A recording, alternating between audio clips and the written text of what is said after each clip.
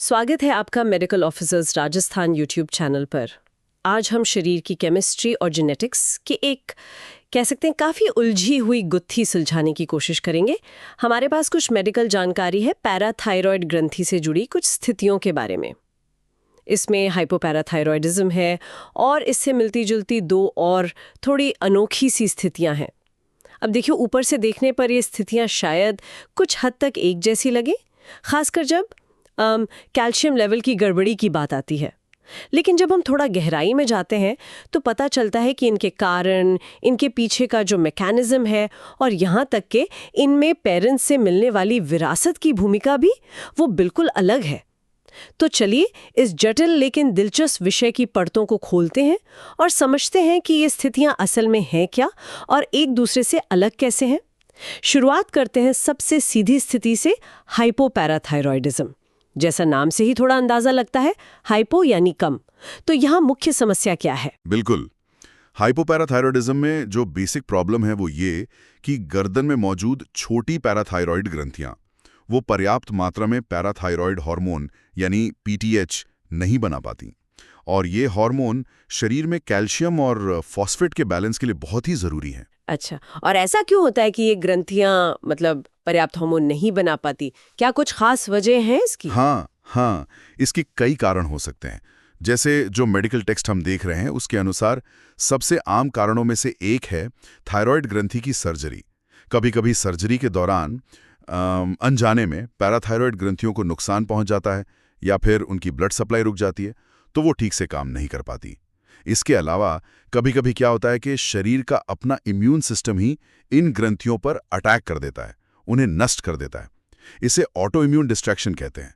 और कुछ जन्मजात कंडीशंस भी हैं, जैसे डिसॉर्डर सिंड्रोम, जिसमें पैराथायरॉयड ग्रंथियां ठीक से डेवलप ही नहीं हो पाती। ठीक है, तो कारण चाहे जो भी हो, नतीजा ये है कि शरीर में पीटीएच कम हो जाता है। अब सवाल ये कि इस कमी का असर क्या होता है, शरीर में क्या चेंजेस आते हैं? देखिए, पीटीएच की कमी का सीधा असर पड़ता है ब्लड में कैल्शियम और फॉस्फेट के लेवल पर। पीटीएच का एक मेन काम है ब्लड में कैल्शियम लेवल बढ़ाना और फॉस्फेट लेवल कम करना। तो जाहिर है जब पीटीएच कम होगा तो इसका ठीक उल्टा होगा, खून में कैल्शियम का लेवल गिर जाएगा। इसे हाइपोकैल्सीमिया कहते हैं। हाइपोकैल्सीमिया, हाँ। और फॉस्फेट का लेवल बढ़ जाएगा, जिसे हाइपरफॉस्फेटीमिया कहते हैं। और ये जो कैल्शियम कम होता है, इसका शरीर पर क्या असर पड़ता है? क्या इससे कोई लक्षण भी दिखते हैं? हाँ बिल्कुल, कम कैल्शियम लेवल नर्व्स और मसल्स की एक्साइटेबिलिटी को बढ़ा देता है। इसका सबसे खास लक्षण है टिटेनी।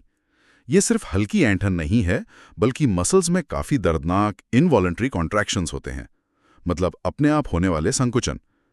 ये हाथ, पैर और यहां तक कि चेहरे की मसल्स में भी हो सकते हैं। और अगर सीवियर हो तो ये सांस लेने वाली मसल्स को भी अफेक्ट कर सकता है, जो खतरनाक हो सकता है। ओह, ये तो काफी सीरियस लगता है। क्या इसे पहचानने के लिए लक्षणों के अलावा कोई खास टेस्ट या साइन है? हाँ, डायग्नोसिस में मदद के लिए दो क्लासिक फिजिकल साइन हैं। ये कम कैल्शियम के कारण जो बढ़ी हुई न्यूरोमस्कुलर एक्साइटेबिलिटी है उसी को दिखाते हैं। पहला है शोस्टेक साइन। इसमें क्या करते हैं कि गाल पर जहां से फेशियल नर्व गुजरती है वहां हल्के से टैप करते हैं, तो चेहरे की मांसपेशियां, खासकर होंठ के पास वाली, वो फड़कने या सिकुड़ने लगती हैं। अच्छा, और दूसरा साइन? दूसरा है ट्रूसो साइन, और इसे और भी स्पेसिफिक माना जाता है जी। इसमें बांह पर ब्लड प्रेशर कफ लगाकर उसे सिस्टोलिक प्रेशर से थोड़ा ऊपर तक फुलाते हैं। अच्छा। और फिर उसे कुछ मिनटों के लिए, आमतौर पर 3 मिनट तक वैसे ही रखते हैं। ओह, समझ गए। अगर व्यक्ति में लेटेंट टिटेनी है, मतलब छुपी हुई टिटेनी, तो इससे हाथ में एक खास किस्म की ऐंठन होती है। अच्छा। कार्पल स्पैज्म कहते हैं इसे। अच्छा। इसमें कलाई मुड़ जाती है, उंगलियां एकदम सीधी हो जाती हैं और अंगूठा हथेली की तरफ मुड़ जाता है। ये असल में ब्लड फ्लो कम होने से उस एरिया की नर्व्स की एक्साइटेबिलिटी बढ़ने से होता है। समझ गए। तो हाइपोपैराथायरॉयडिज्म में प्रॉब्लम है पीटीएच की कमी, जिससे कैल्शियम कम, फॉस्फेट ज्यादा और टिटेनी जैसे लक्षण। और श्वोस्टेक और ट्रूसो साइन डायग्नोसिस में हेल्प करते हैं। ठीक है, अब उस दूसरी कंडीशन पर आते हैं जिसका नाम थोड़ा कंफ्यूजिंग है, pseudo hypoparathyroidism type 1A। Pseudo मतलब झूठा। तो क्या ये झूठा हाइपोपैराथायरॉयडिज्म है? हाँ, एक तरह से कह सकते हैं। यहाँ लक्षण और ब्लड टेस्ट की कुछ फाइंडिंग्स, जैसे कम कैल्शियम, ज्यादा फॉस्फेट, वो हाइपोपैराथायरॉयडिज्म जैसी ही गुत्थी हैं, लेकिन वजह बिल्कुल अलग है। यहाँ प्रॉब्लम पीटीएच की कमी की नहीं है, बिल्कुल नहीं, बल्कि इस कंडीशन में शरीर में पीटीएच का लेवल नॉर्मल से काफी ज्यादा होता है। ज्यादा पीटीएच, लेकिन फिर भी कैल्शियम कम क्यों है? ये तो कॉन्ट्रडिक्टरी लग रहा है। एग्जैक्टली यहीं तो वो सूडो या झूठा वाला पहलू आता है। प्रॉब्लम हार्मोन की कमी में नहीं, बल्कि हार्मोन के प्रति शरीर के रिस्पॉन्स में है। सूडो हाइपोपैराथायरॉयडिज्म टाइप 1A में शरीर के अंग, खासकर किडनी और हड्डियां, वो पीटीएच के सिग्नल को ठीक से समझ नहीं पाते, या कह लें कि उस पर रिस्पॉन्ड नहीं कर पाते। इसी को हम पीटीएच रेजिस्टेंस या प्रतिरोध कहते हैं।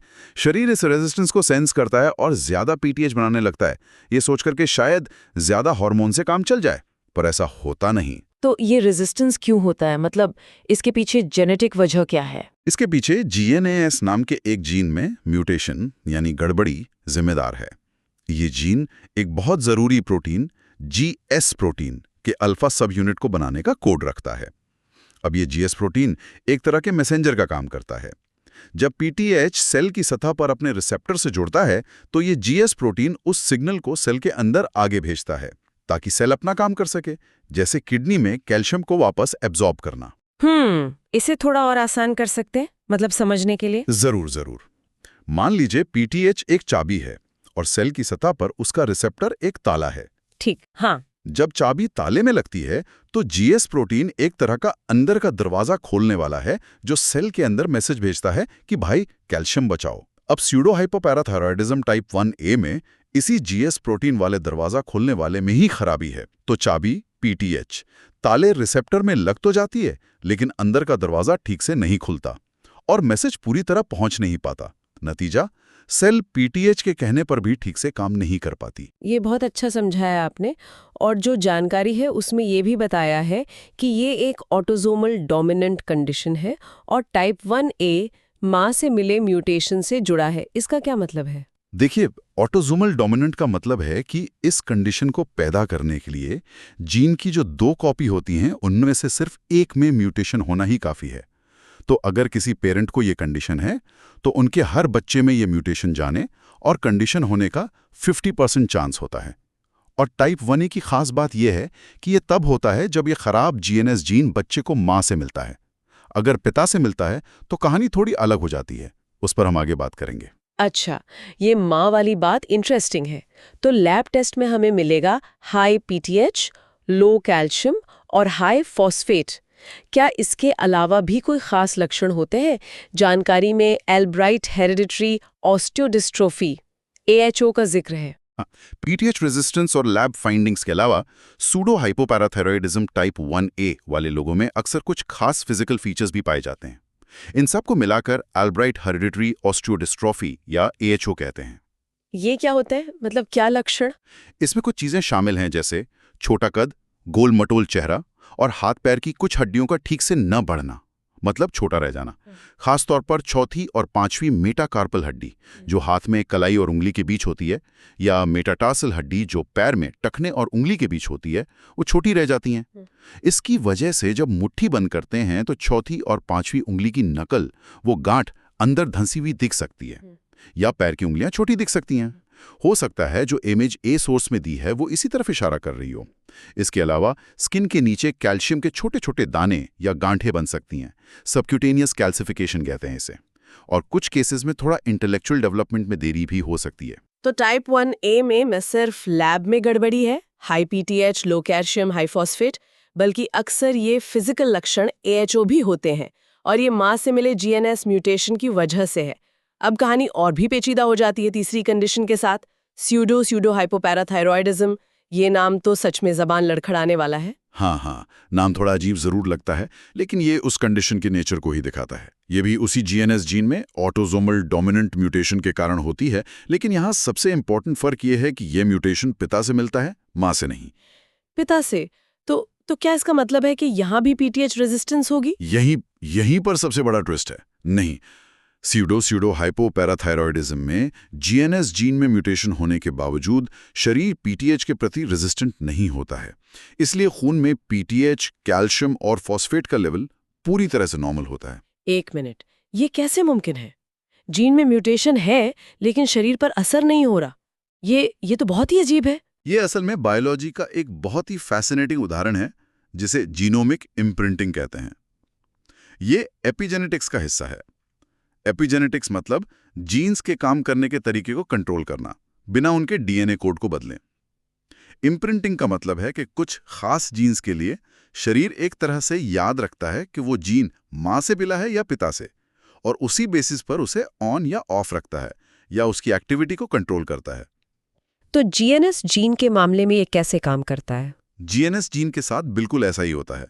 शरीर के कुछ टिश्यूज में, जैसे किडनी की प्रॉक्सिमल ट्यूब्यूल्स, जहां पीटीएच मेनली काम करता है, वहां सिर्फ मां से मिला जीएनएस जीन ही एक्टिव होता है, या कहिए कि मेनली एक्टिव होता है।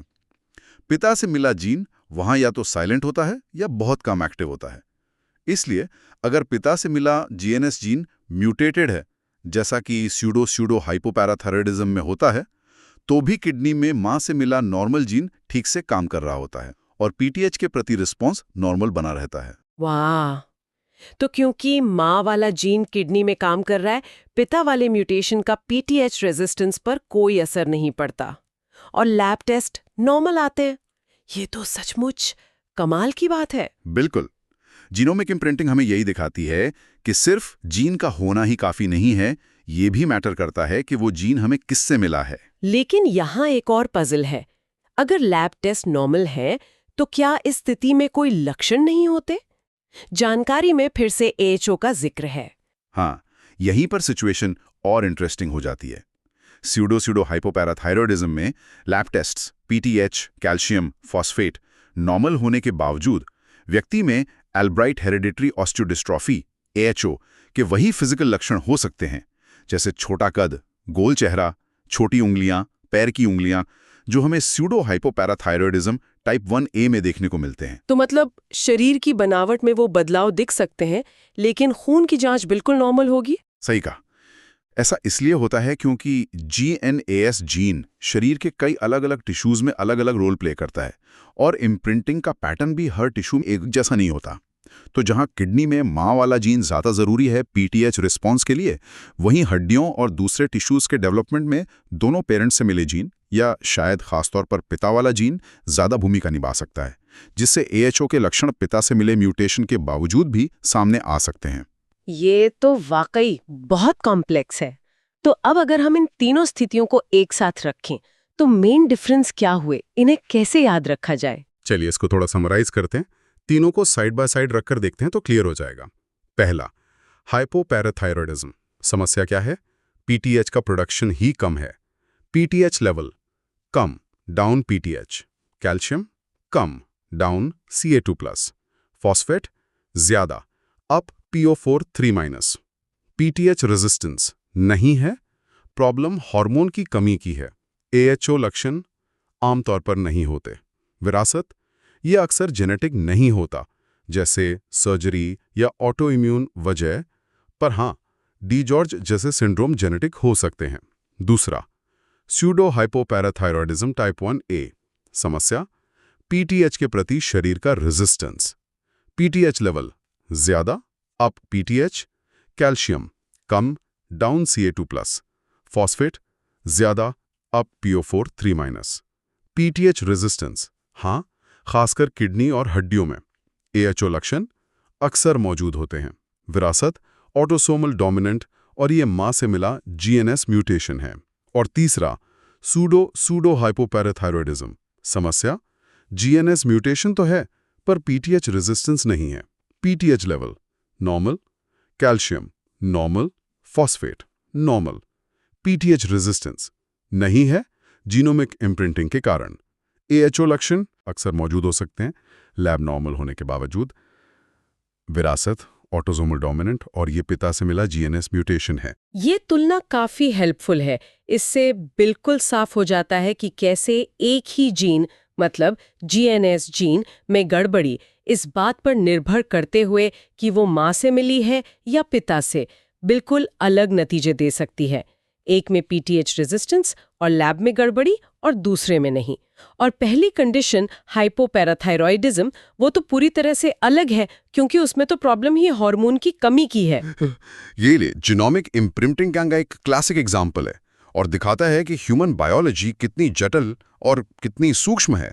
ये सिर्फ डीएनए के लेटर्स का सीक्वेंस नहीं है, बल्कि ये भी है कि वो जीन कब, कहाँ और कैसे एक्सप्रेस होते हैं। तो आज की इस बातचीत में हमने hypoparathyroidism, pseudo hypoparathyroidism type 1A और स्यूडो हाइपोपैराथायरॉयडिज्म के बीच के जो अहम फर्क है उनको गहराई से समझा।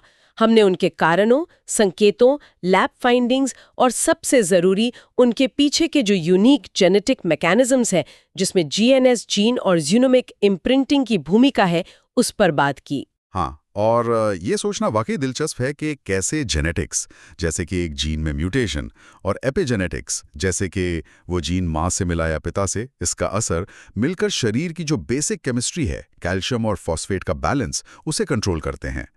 ये इंटरप्ले न सिर्फ इन रेयर बीमारियों को समझने के लिए ज़रूरी है, बल्कि ये जीन एक्सप्रेशन और ह्यूमन हेल्थ के बारे में और भी बड़े सवालों के दरवाजे खोलता है। ये हमें याद दिलाता है कि अभी भी कितना कुछ है जो हमें अपने शरीर और उसके काम करने के तरीकों के बारे में सीखना बाकी है।